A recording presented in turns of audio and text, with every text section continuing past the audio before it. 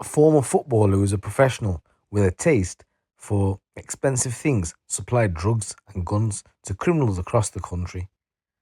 When police raided Wayne McKenzie's home, they discovered numerous boxes of new designer footwear. But McKenzie moved to Liverpool and he was sentenced to 30 years at Liverpool Crown Court. McKenzie, who's 48, conspired with his brother Craig to import cocaine and cannabis from the Netherlands, Spain, and North America, and is also involved in importing firearms in the same period during March and June back in 2020. McKenzie is believed to have imported the drugs before arranging for others to transport them through the UK to his customers. The drugs would have been worth more than £2 million at street value. Most of his importations were sent to criminals up in the northwest, but some in Wales and London. McKenzie's activities were discovered after the NCA received data from the EncroChat encrypted communications platform. As you know, the EncroChat platform was taken down in 2020. McKenzie, who previously played football for teams in North Europe, was using two handles on the platform, Little Orchid and Radiant Acid, and had extensive conversations around importing drugs and firearms for profit.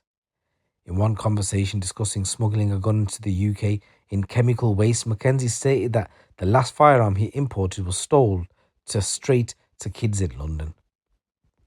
In another, McKenzie says he is in contact with a trawler who can assist in importing cannabis to the UK. Officers found that McKenzie also had contact with other notorious criminals based over in Spain in order to launder the profits from their crimes. McKenzie was arrested by the NCA in February 2023, and during the search of his home, officers found a number of concealed mobile phones and a burner phone, high-value items including numerous pairs of designer trainers and documentation relating to a business used for money laundering. McKenzie was charged and recalled to prison as he was already on licence for offences of conspiracy to supply drugs, and he was convicted just this Monday gone following a 2-week trial. His brother Craig McKenzie is already serving a 20-year prison sentence for his part in similar offences. So Craig McKenzie conspired to supply heroin and cocaine and cannabis from the Netherlands, Spain and North America, and he was a well-known offender in the northwest of England. He used runners to move his drugs to customers who were mainly based in Liverpool and Manchester. Craig, who was jailed in October at Manchester Crown Court after being convicted by a jury, enjoyed a flashy lifestyle which, to outward appearances, he had earned through his property business Teflon Holdings, which he named.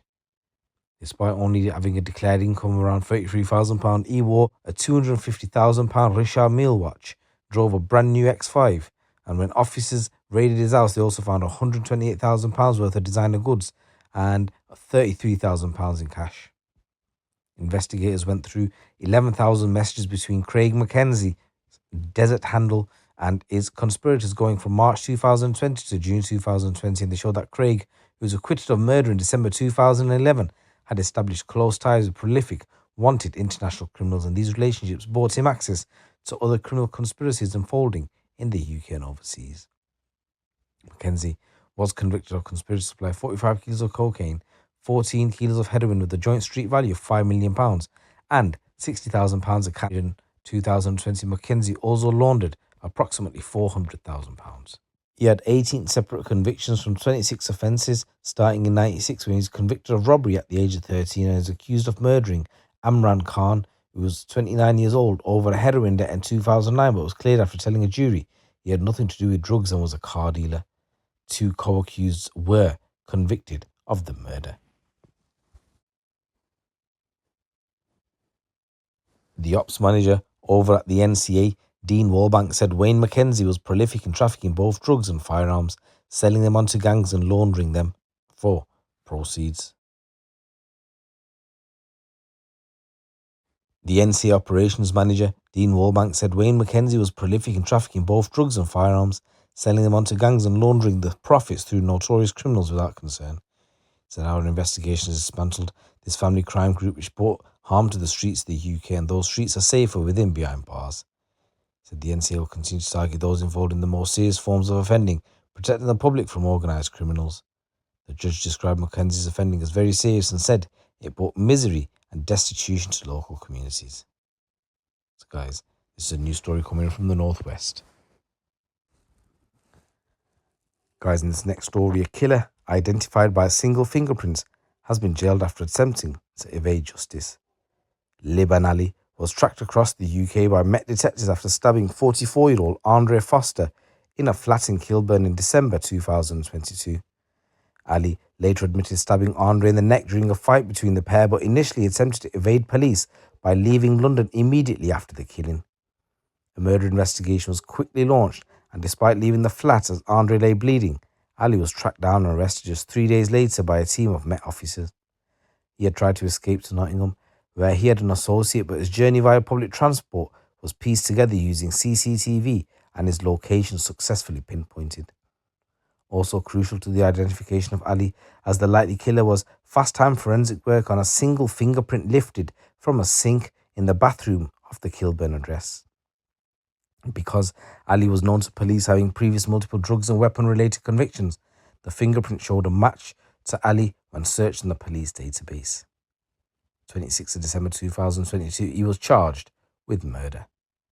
Detective Inspector Johnny Neal said, "This is an extremely sad case of a man losing his life in a violent, unnecessary and sudden way.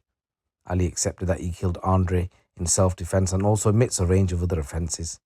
He said Ali is a criminal who causes harm to people and he belongs in prison." So, Liban Ali was also charged with drugs offences and possession of a bladed article at the time of his arrest for murder.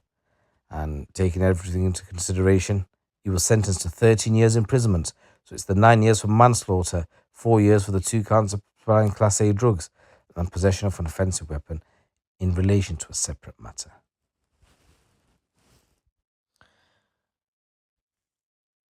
So guys, in this next news story, the alleged mastermind of an armed robbery which saw a Bradford police officer killed had spent the night before partying and visiting a brothel. Police Constable Sharon Beshinivsky, may she rest in peace, was killed on November the 18th, 2005, as she and her colleague, PC Teresa Milburn, responded to a report of a robbery at Universal Express Travel Agents in Bradford. Almost 2 decades on, the alleged orchestrator of the robbery, Piran Ditta Khan, has gone on trial accused of murder after being extradited from Pakistan. He denies murder, 2 counts of possession of a firearm with intent to endanger life, and 2 counts of possession of a prohibited weapon. Leeds Crown Court has heard the 7 men were involved in carrying out the raid, with Khan the last of the group to face trial. Jurors were told that the group had gathered at a safe house in Leeds the night before the robbery. A person who was actually working on renovating the houses where these lads were said Khan arrived at the house the day before the robbery, along with one of the other robbers who went on to be convicted for manslaughter, and he said Khan was known to the group by the name of Uncle. He told police that he saw Muzaka Imtiaz Shah, who was one of the 3 of the gang convicted of PC Beshinivsky's murder, take a pistol and machine gun out of the bag before producing a bag of bullets. And then he warned this victim who spoke to the police to say never to speak about the gun and told him his life would be in danger if he did. This witness then saw the group drinking champagne and vodka before they all got into a minibus to go to a brothel in Leeds. So guys, this trial is currently ongoing and I'll keep you updated with it, what happens. It's your boy GT. Keep it locked, keep it real.